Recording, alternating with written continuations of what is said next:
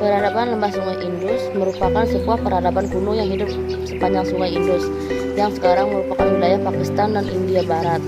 Peradaban ini juga dikenal sebagai peradaban yang berpusat di kota Mohenjo-daro dan Harada. Zaman Weda. Periode Weda atau zaman Weda adalah periode ketika Weda sedang dikumpulkan, sekitar pertengahan milenium kedua sampai pertengahan milenium pertama sebelum Masehi. Kebudayaan yang muncul pada periode ini dikenal sebagai peradaban Weda, berpusat di bagian barat laut anak benua India.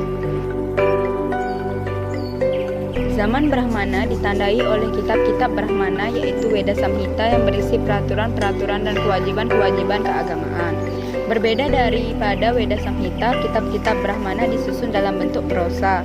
Jika sebagian besar dari Rigveda itu terjadi pada awal kediaman bangsa Arya di India, yaitu pada waktu mereka masih banyak berperang dan masih tinggal di bagian barat laut India, dan bagian Rigveda yang muda serta kitab-kitab Yajurveda dan Atharvaveda terjadi pada waktu bangsa Arya sudah menyebar ke timur hingga di Medika.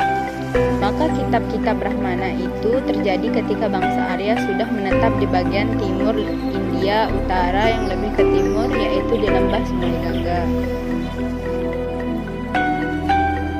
Zaman Purana yaitu perkembangan dari kebudayaan terdahulu. Zaman ini yaitu masa-masa ketika mitologi Hindu dihimpun. Pada zaman tersebut, dewa-dewi tersebut memiliki karakter khusus dan dilukiskan secara detail.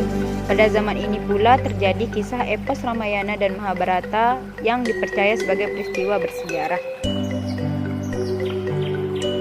Zaman reformasi Hindu yaitu zaman Sangkaracarya.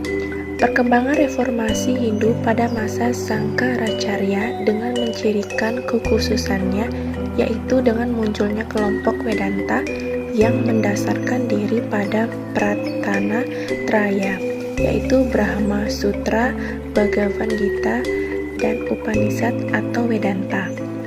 Ini merupakan sistem filsafat Vedanta baru, karena sebelumnya Vedanta hanya berdasarkan daripada kitab-kitab Upanishad.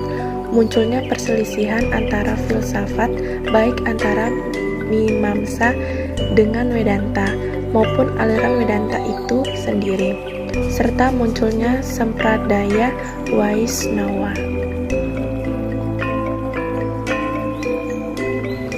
Zaman Gerakan Bhakti. Zaman Gerakan Bhakti muncul dengan ditandainya melalui kekuasaan dan penaklukan India di tangan Islam selama hampir 600 tahun Islam memerintah dari Delhi.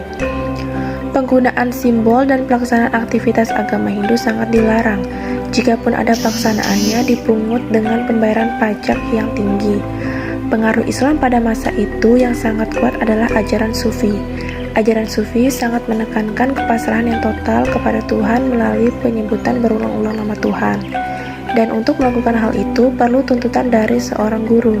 Sufi tersebut ajarannya melihat ke dalam diri, sehingga menolak pengikatan agama secara berlebih.